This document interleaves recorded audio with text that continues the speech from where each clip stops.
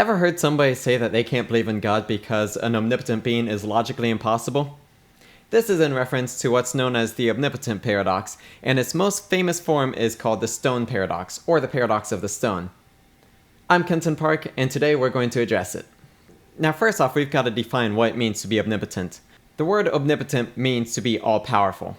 Now without getting sidetracked on the properties of what it means to be all-powerful, let's just dive into the paradox itself.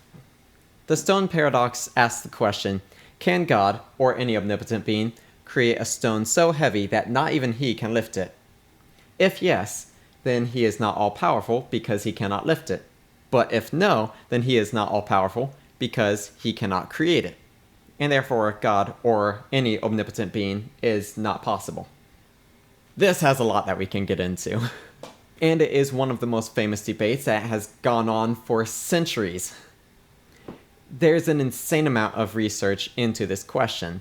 But putting all that aside, let's just focus on this stone paradox itself, because I've got a serious problem with it. If there was such a stone so heavy that God could not lift it, then where would it fall once he dropped it? Like, really? Where would it fall?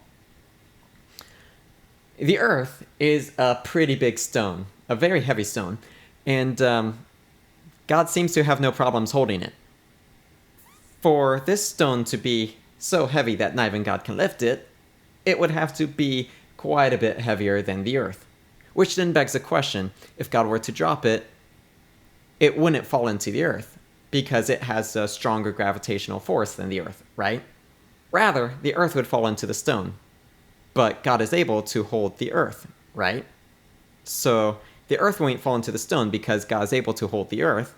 The stone won't fall into the Earth because the stone's gravity is stronger than the Earth and therefore would pull the Earth into the stone, but God can lift the Earth.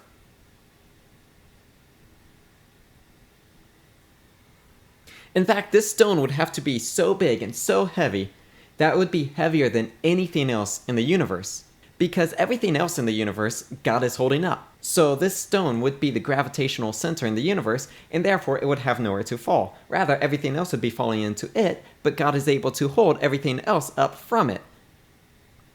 In order for the stone to actually fall somewhere, it would have to have something bigger and heavier to fall into. But God is able to hold everything else. So if God could hold a stone heavier than the stone so heavy that not even he can hold it, then why is God able to hold the heavier of the two stones, but not the lighter of the two stones?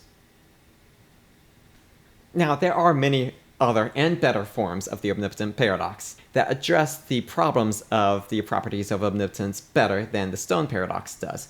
However, the stone paradox is the one that everyone knows. Those other paradoxes do ask valid questions of what it means for a being to be without limits or all-powerful. Can an all-powerful being really do absolutely anything? Can God do logically inconsistent things? Can God go against God himself? Now we could just simplify and conclude God can do anything he wants. Would God want to do absolutely anything? No. Now according to the Judeo-Christian God of the Bible, God has specific character quirks that would make him not want to do certain things. The God of the Bible has no indication that he wants to go against himself, no indication that he wants to push his own limits in any way.